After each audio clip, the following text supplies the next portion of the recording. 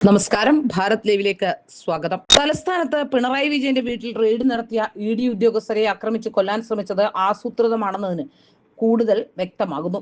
ആളെ കൂട്ടാൻ CITU തിരുവനന്തപുരം ജില്ലാ സെക്രട്ടറി പി സുരേന്ദ്രൻപിള്ളയുടെ ശബ്ദ സന്ദേശം തെളിവ് കൂടുതൽ ശക്തമാക്കി. CPM സംസ്ഥാന സെക്രട്ടറി MV ഗോവിന്ദൻ, മുൻ മന്ത്രി കടകംപള്ളി സുരേന്ദ്രൻ, ആനാവൂർ നാഗപ്പൻ, MP മാരായ ജോൺ ബ്രിട്ടാസ്, A.A. റഹീം, മുൻ MLA VK പ്രശാന്ത് തുടങ്ങിയവരുൾപ്പെട്ട നേതാക്കളുടെ കൂടിയാലോചനയിലെ തീരുമാനമായിരുന്നു ആക്രമണം. ഇ.ഡി. ഉദ്യോഗസ്ഥരെ വധിക്കാൻ തന്നെയായിരുന്നു തീരുമാനം. വധശ്രമത്തിനാണ് കേസ് എടുത്തിരിക്കുന്നത്. ഈ സാഹചര്യത്തിൽ കേസ് അന്വേഷണം കേന്ദ്ര അന്വേഷണ ഏജൻസി തന്നെ വേണമെന്ന ആവശ്യത്തിലേക്ക് കാര്യങ്ങൾ നീങ്ങുന്നു. CITU നേതാവ് പി സുരേന്ദ്രൻപിള്ളയുടെ ശബ്ദ സന്ദേശം തലസ്ഥാന നഗരത്തിലെ മുഴുവൻ CITU പ്രവർത്തകരും യൂണിഫോമിൽ സ്ഥലത്തേക്ക് എത്തണമെന്ന നിർദ്ദേശമായിരുന്നു.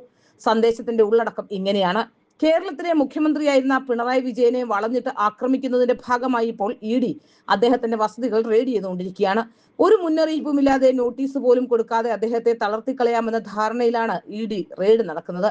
സിറ്റിയിലെ നമ്മുടെ മുഴുവൻ തൊഴിലാളികളും യൂണിഫോമിൽ അടിയന്തരമായി ബേക്കറി ജംഗ്ഷനുള്ള വത്സല നഴ്സിംഗ് ഹോമിന്റെ മുൻവശത്ത് സഖാവ് പിണറായി വിജയൻ താമസിക്കുന്ന വീടിന്റെ മുൻവശത്ത് അടിയന്തരമായി എത്തിച്ചേരണമെന്ന് അഭ്യർത്ഥിക്കുകയാണ്. സിറ്റിയിലെ നമ്മുടെ മുഴുവൻ തൊഴിലാളി സഖാക്കളും യൂണിഫോമിൽ അവിടെ എത്തുക. അതായത് പാർട്ടിയുടെ ഉന്നത നേതാക്കൾ നിർദ്ദേശിച്ച പ്രകാരം പോഷക സംഘടനയുടെ പ്രവർത്തകരെ ഉൾപ്പെടെ ആക്രമണത്തിൽ പങ്കെടുപ്പിക്കുകയായിരുന്നുവെന്ന് വ്യക്തം. കണ്ണൂർ, കോഴിക്കോട്, തിരുവനന്തപുരം ഉൾപ്പെടെയുള്ള സ്ഥലങ്ങളിൽ പിണറായി വിജയന്റെയും മരുമകൻ മുഹമ്മദ് റിയാസിന്റെയും വീടുകളിൽ റെയ്ഡ് നടത്തി. എല്ലാം അപ്രതീക്ഷിതവും അതിരാവിലെയുമായിരുന്നു. കണ്ണൂരിൽ റെയ്ഡ് നടക്കുമ്പോൾ എന്ത് ചെയ്യണമെന്നറിയാതെ ജില്ലാ നേതാക്കൾ ഉഴറുകയായിരുന്നു. 10 മണിയോടെ കൂടിയാലോചനകൾക്ക് ശേഷം ജില്ലാ സെക്രട്ടറി KK രാഗേഷ് എത്തി. മാധ്യമങ്ങളോടും അണികളോടും സംസാരിക്കുമ്പോൾ പ്രതിഷേധം എന്നതിനപ്പുറത്തേക്ക് നടപടികൾ ഉണ്ടായിരുന്നില്ല. ഇ.ഡി. ഉദ്യോഗസ്ഥരെ മടക്കി അയക്കാൻ നേതാക്കൾ ഒപ്പം നിന്നു. കോഴിക്കോടും ഏറെ സമാനമായിരുന്നു നടപടികൾ. എന്നാൽ തിരുവനന്തപുരത്ത് മറിച്ചൊരു സമീപനമെടുത്തത് പാർട്ടി നേതാക്കളുടെ കൂടിയാലോചനകൾക്ക് ശേഷമാണ്. ഇതിൽ റെയ്ഡ് നടക്കുമ്പോൾ വീട്ടിനുള്ളിലായിരുന്ന പിണറായി വിജയൻ കൂട്ടുചേർന്നോ എന്ന കാര്യവും വ്യക്തമല്ല. റെയ്ഡ് നടക്കുന്ന വേളയിൽ വീട്ടിലുള്ളവർക്ക് പുറം ലോകവുമായി ഫോണിൽ ബന്ധപ്പെടാൻ പോലും അനുവാദമില്ലാത്തതാണ്. ജോൺ ബ്രിട്ടാസ് താൻ MP ആണെന്ന് പറഞ്ഞ് പിണറായിയുടെ വീട്ടിൽ കയറാൻ ശ്രമിച്ചത് ഇ.ഡി. സമ്മതിച്ചില്ല. എന്നാൽ പിണറായിക്ക് CPM നേതാക്കളുമായി ഫോണിൽ സംസാരിക്കാൻ അനുമതി നൽകിയെങ്കിൽ അത് ഇ.ഡി. ഉദ്യോഗസ്ഥരുടെ വീഴ്ചയാണ്. അക്കാര്യവും അന്വേഷിക്കേണ്ടതായുണ്ട്. നേതാക്കൾ ഇടപെട്ട് ആസൂത്രണം ചെയ്തതാണ് ആക്രമണമെന്ന കാര്യത്തിൽ സംശയമില്ല. ആരൊക്കെ ഏതൊക്കെ തലത്തിൽ അതിൽ പങ്കുചേർന്നു എന്ന കാര്യമാണ് ഇനി അറിയേണ്ടത്. സംസ്ഥാന പോലീസ് ഈ കേസിൽ കണ്ടാലറിയാവുന്നവർക്കെതിരെ അറസ്റ്റ് നടപടികളാണ് ഇപ്പോൾ നടത്തുന്നത്. സ്ഥലത്തുണ്ടായിരുന്ന സംസ്ഥാന പാർട്ടി നേതാക്കളുടെ കാര്യത്തിൽ കേസ് നടപടി എങ്ങനെയെന്ന് വ്യക്തവുമല്ല. ആഭ്യന്തരമന്ത്രി രമേശ് ചെന്നിത്തല ഈ സംഭവത്തിൽ നേതാക്കളെ കുറഞ്ഞ കുറ്റങ്ങളിൽ പ്രതി ചേർത്താൽ മതിയെന്നാണ് നിർദ്ദേശിച്ചിരിക്കുന്നതെന്നാണ് പോലീസിൽ നിന്നുള്ള വിവരം.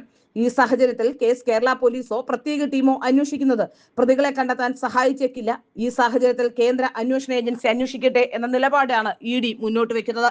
ജൂൺ 5-നാണ് CMRL ഹൈക്കോടതി ഡിവിഷൻ ബെഞ്ചിൽ കൊടുത്തിരിക്കുന്ന ഹർജി പരിഗണിക്കുന്നത്. ഏതായാലും കേരളത്തിലെ CPM-ന്റെ ഉന്നത നേതാക്കളെല്ലാം കുടുങ്ങും എന്ന കാര്യത്തിലും സംശയമൊന്നുമില്ല. ഈ തരത്തിൽ ആസൂത്രിതമായി തന്നെയാണ് ഇ.ഡി.യെ ആക്രമിച്ചത് എന്നതിന് മറ്റ് ഒരു തെളിവുകളുടെയും ആവശ്യമില്ല. സംസ്ഥാന നേതാക്കൾ ഒന്നൊന്നായി അവിടേക്ക് എത്തിച്ചേരുകയും പിന്നീട് പോഷക സംഘടനാ നേതാക്കളെ ഘട്ടം ഘട്ടമായി അവിടേക്ക് വിളിച്ചു വരുത്തുകയും ചെയ്യുകയായിരുന്നു. ഏതായാലും സംസ്ഥാന നേതാക്കൾ ഒന്നടങ്കം തിഹാർ ജയിലിലേക്ക് പോകുന്ന സാഹചര്യം ഒരുങ്ങുന്നു എന്നാണ് ഇപ്പോൾ മനസ്സിലാക്കാൻ സാധിക്കുന്നത്. കേസിൽ ആസൂത്രണം, ഗൂഢാലോചന, അക്രമം ഇവയെല്ലാം സംസ്ഥാന നേതാക്കളുടെ ഗൂഢാലോചന തന്നെയായിരുന്നു. അവർ ഉണ്ടാക്കിയ തിരക്കഥയനുസരിച്ചാണ് പോഷക സംഘടനാ നേതാക്കൾ അവിടെ പെരുമാറിയതും. അതിനുശേഷം സംസ്ഥാന നേതാക്കളെ മാത്രം ഇത്തരം കുറ്റകൃത്യങ്ങളിൽ നിന്ന് ഒഴിവാക്കുന്നതിനെ അംഗീകരിക്കാൻ കഴിയില്ല. കേരളത്തിലെ പോലീസിന് മെല്ലെപ്പോക്കുണ്ടെന്നത് ശരി തന്നെയാണ്. പിണറായി വിജയന്റെ കൂട്ടരെയൊന്നും അറസ്റ്റ് ചെയ്യാൻ അങ്ങനെ പെട്ടെന്ന് രമേശ് ചെന്നിത്തലയ്ക്ക് സാധിക്കില്ല. രമേശ് ചെന്നിത്തലയ്ക്ക് അതിനുള്ള ഗഡ്സുമില്ല. ഏതായാലും കേന്ദ്ര ഏജൻസികൾ എത്തുന്നതോടുകൂടി കാര്യങ്ങൾ വഴിമാറുമെന്ന് ഉറപ്പാണ്. കേന്ദ്ര ഏജൻസികൾ സംസ്ഥാന നേതാക്കളെ ഒന്നടങ്കം ജയിലിലേക്ക് അയക്കുന്ന സാഹചര്യത്തിലേക്കാണ് കാര്യങ്ങൾ നീങ്ങുന്നത്.